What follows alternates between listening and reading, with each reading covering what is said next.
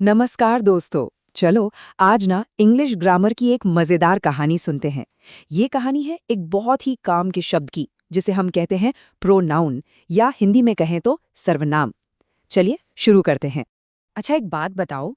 अगर मैं ऐसे बोलूं, राम एक अच्छा लड़का है, राम बहुत दयालु है, सुनने में थोड़ा अजीब नहीं लग रहा है ना? मतलब एक ही नाम को बार बार बोलना, कुछ तो गड़बड़ है। तो बस इसी बार बार नाम लेने वाली मुश्किल से बचने के लिए हमारे पास है एक मैजिक वर्ड, और इसी मैजिक वर्ड को हम कहते हैं प्रोनाउन। तो आखिर ये प्रोनाउन है क्या भला? चलो पता लगाते हैं।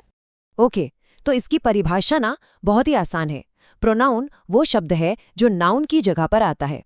अब नाउन क्या होता है? किसी का भी नाम, जैसे राम, सीता, दिल्ली या कोई भी चीज। तो प्रोनाउन नाउन का एक ऐसा पक्का दोस्त है जो कहता है, भाई तुम थक गए हो, अब तुम्हारी जगह मैं आता हूं, ताकि हमें बार बार एक ही नाम न लेना पड़े। परिभाषा तो समझ आ गई, पर असली मजा तो इसे एक्शन में देखने का है ना? तो चलो एक बहुत ही सिंपल सा एग्जाम्पल देखते हैं। ठीक है, तो ये रहा हमारा वाक्य, Ram is a good boy. अब इसमें नाउन कौन है?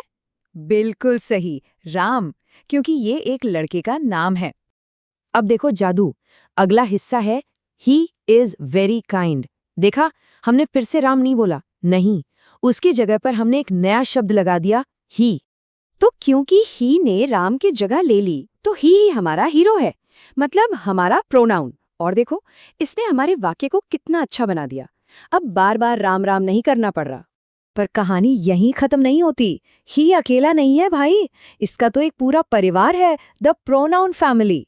तो चलो इसके परिवार के बाकी सदस्यों से भी मिल लेते हैं। ये देखो, इस परिवार में कौन कौन है। आई मतलब मैं, यू मतलब तुम, ही वो किसी लड़के के लिए, शी वो किसी लड़की के लिए, इट ये किसी चीज या जानवर के लिए, वी मतलब हम सब, और दे मतलब वे लोग। ये सब के सब नाउन्स की मदद करने के लिए हमेशा तैयार रहते हैं। चलो, अब जब हम इन सब से मिल ही चुके हैं, तो अब इन्हें काम पर लगाने का टाइम है। देखते हैं कि ये सेंटेंसेस में कैसे काम करते हैं। पहला एग्जाम्पल देखो, शी इज माई सिस्टर। अब यहाँ पर शी जो है वो हमारा प्रोनाउन है। ये किसी लड़की के नाम की जगह आया है, जैसे हो सकता है हम रीना की बात कर रहे हों या प्रिया की। अब ये वाला देखो, दे आर प्लेइंग। यहाँ पर दे का मतलब है वे सब। जब एक से ज्यादा लोग होते हैं ना, तो हम दे का इस्तेमाल करते हैं, जैसे राम, श्याम और मोहन खेल रहे हैं। और एक आखिरी example, we are going to school. इसमें वी का मतलब है हम सब। जब मैं भी ग्रुप में शामिल हूं, तब हम वी बोलते हैं। सिंपल। वाह, तो हमने डेफिनेशन भी समझ ली और एग्जाम्पल्स भी देख लिए।